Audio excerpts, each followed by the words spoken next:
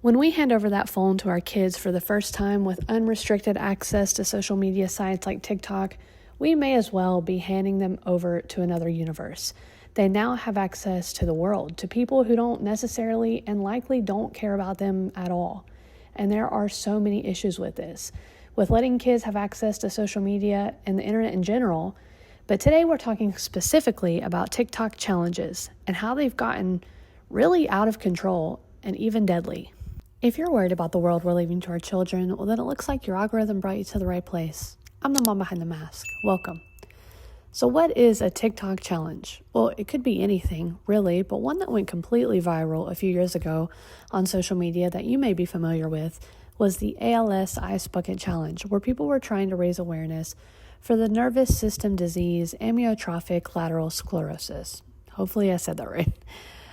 But to raise awareness, people were just pouring buckets of ice on themselves and then challenging other people to do the same, all in the name of ALS awareness.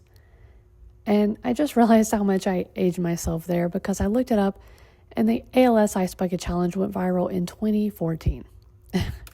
But anyway, now that we're clear on what a quote-unquote challenge is, just pivot that over to TikTok. Pivot! But usually, instead of outright challenging another person to do it, it kind of just catches on by itself and becomes more of a trend than a challenge. Truthfully, these challenges can be fun to participate in, and sometimes they're cringy or funny or actually challenging. But what happens when they become deadly? And then the algorithm pushes them to your kids. Well, that brings us to a challenge that went viral in 2022 called the blackout challenge, where people were challenging themselves by holding their breath until they passed out. And when I say people, let's be real. What adult do you know that would participate in something like that? It's kids. It's absolutely kids and teens that are doing these challenges. Well, the result, as you can imagine, has been devastating. From what I could find online, the blackout challenge is responsible for at least 20 adolescent deaths and multiple lawsuits against TikTok itself. And you could say, well, these kids participated in this challenge on their own free will. And that's true, but there are a few other factors at play here.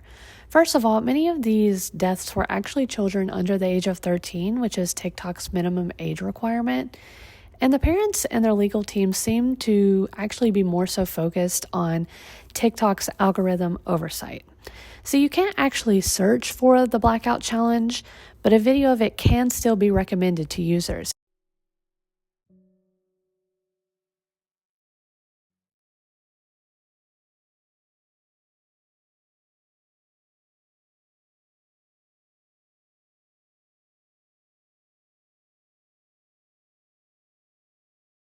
And another one that probably won't need much explanation after you hear the name, the Benadryl challenge.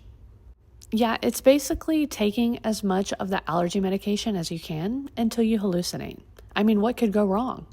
Well, just one story, which also was not an isolated incident, was 13-year-old Jacob Stevens, who took a dozen or so doses and tragically passed away after being in a coma for nearly a week.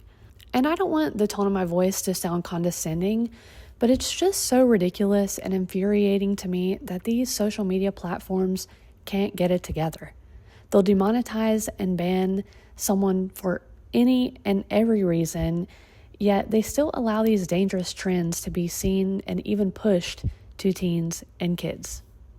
The algorithm is dangerous. Just like it knows you're probably a stay-at-home mom who wants to be a good wife and mom if you're watching toddler activity videos and cooking videos and cleaning hacks, it knows when it comes across an impressionable teenager who wants to fit in, who is interested in prank videos and doing stunts.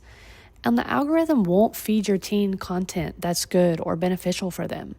It will push them content that will keep them engaged and keep them on the app as long as possible.